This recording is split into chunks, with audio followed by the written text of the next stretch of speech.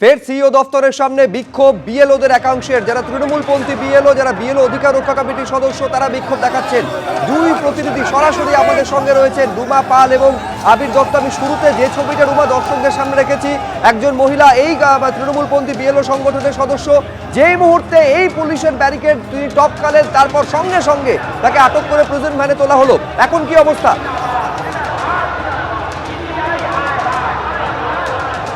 কিন্তু উত্তপ্ত পরিস্থিতি রয়েছে এবং বিএলওদের একটাই প্রশ্ন, বিএলও অ্যাপে যেটা সংযোজন করা হয়েছে সেখানে কিন্তু বলা হচ্ছে মুচলেখা দিতে হবে, এটা নিয়ে প্রশ্ন তুলছেন। এই ছবিটা একবার দেখিয়ে দেব।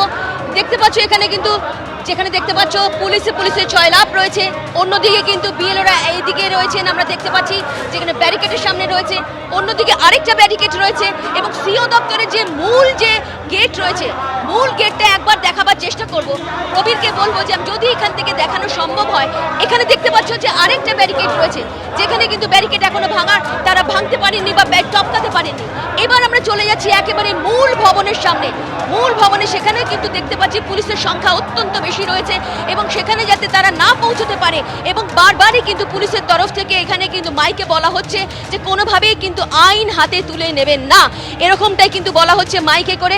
এবং দেখতে পাচ্ছ সিও দপ্তরের মূল গেট, এই গেটে কিন্তু আমরা বারবার দেখেছি যে বিএল অধিকার রক্ষা কমিটির যারা এসেছেন তারা কিন্তু বারবার এখানে অবস্থান বিক্ষোভ করেছেন।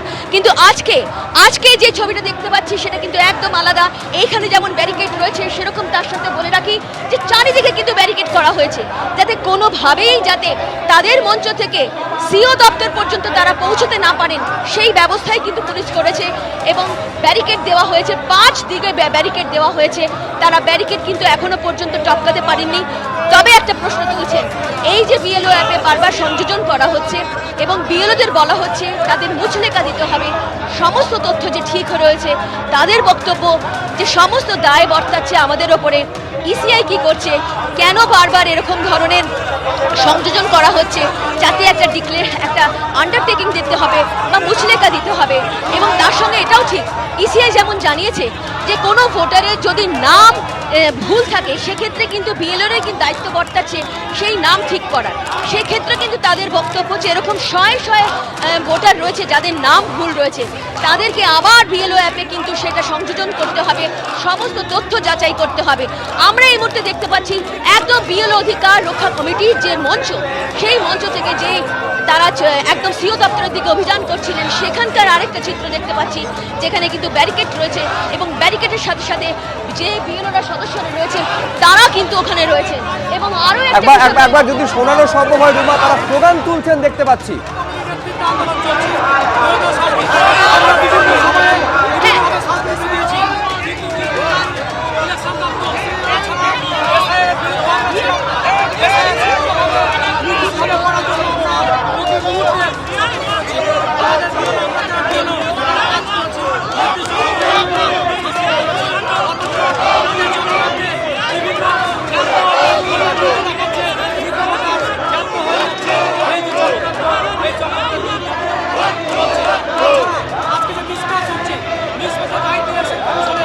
একবার জিজ্ঞেস করার চেষ্টা করবো তারা আজকে কেন আপনারা অভিযান করছেন।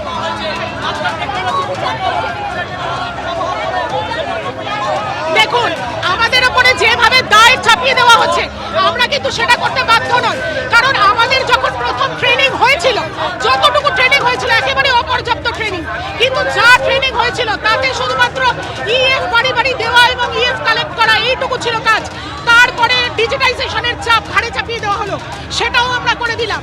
তারপরে পরপর প্রত্যেকদিন একটার পর একটা বিএলও অ্যাপে আমাদের কাজ করতে বলা হচ্ছে, নতুন নতুন অ্যাপ আপলোড করা হচ্ছে। এই কাজগুলোও কিন্তু আমরা 11 তারিখের মধ্যে সম্পূর্ণ করেছি। এবারে আমাদের এই যে লজিক্যাল ডিসক্রিপেন্সিস, এই যে রিভেরিফাই লজিক্যাল ডিসক্রিপেন্সিস, এই দায়গুলো কেন আমাদের ঘাড়ে বারবার চাপিয়ে দেওয়া হবে? এবং ওই যে আন্ডারটেকিং, কেন আমরা এই আন্ডারটেকিংটা নেব? সেই আন্ডারটেকিং এর দায় তো আমাদের নেওয়ার কথা নয়। যদি কোনো ভুল ভ্রান্তি, কোনো কিছু ভুয়ো ধরা পড়ে, তাহলে তার দায় তো আমাদের ঘাড়ে আসবে। এবং পরবর্তীকালে যে হিয়ারিং এর দায় দেওয়া হয়েছে আমাদের উপর, হিয়ারিং এ আমাদের থাকতে হবে। কেন আমরা হিয়ারিং এ থাকবো? এসআইআর এর শুরুতে কিন্তু আমাদের হিয়ারিং কেন? এর আগে ডিজিটাইজেশন থেকেই আমাদের কোনো কাজের উল্লেখ করা হয়নি। তাও এই অনৈতিকভাবে চাপিয়ে দেওয়া কাজগুলো তাও আমরা চুপচাপ করে দিয়েছি, কারণ আমরা শিক্ষক শিক্ষিকা। এবারে আমরা আমাদের বিদ্যালয় প্রাঙ্গণে ফেরত যেতে চাই। একেবারে ম্যাডাম, সরাসরি তারা প্রশ্ন তুলছেন যে কেন তারা এই মুচলেখা দেবেন। অপর্যাপ্ত প্রশিক্ষণ হয়েছে, প্রতিদিন বিএলও অ্যাপে নতুন নতুন ফিচার যোগ করা হচ্ছে, যার জন্য তারা কাজটা করতে বাধ্য নন। একবার দেখবো কিরকম পরিস্থিতি তৈরি হয়েছিল কিছুক্ষণ আগে।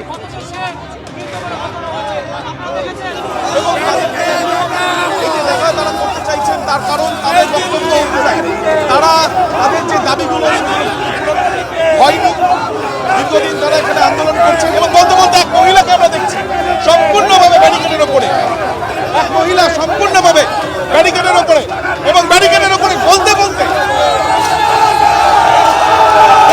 এই ব্যারিকেড, একদিকে ব্যারিকেড খোলার কাজে চারিদিকে একজন কিন্তু সম্পূর্ণ ব্যারিকেড, পুলিশের আটকানো বাধা না মেনে চূড়ান্ত ধস্তাধস্তির পরিস্থিতি, চূড়ান্ত ধস্তাধস্তির পরিস্থিতি আমরা দেখছি।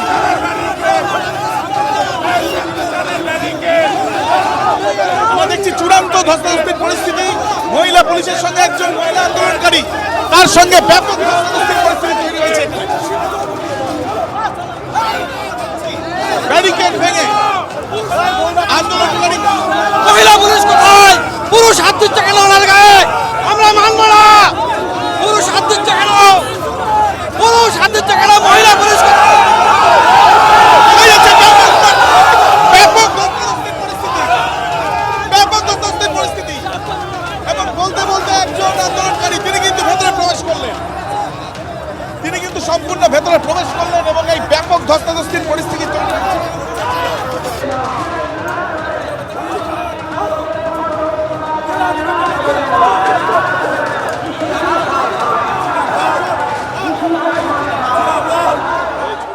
এবিপি আনন্দ, এগিয়ে থাকে, এগিয়ে রাখে।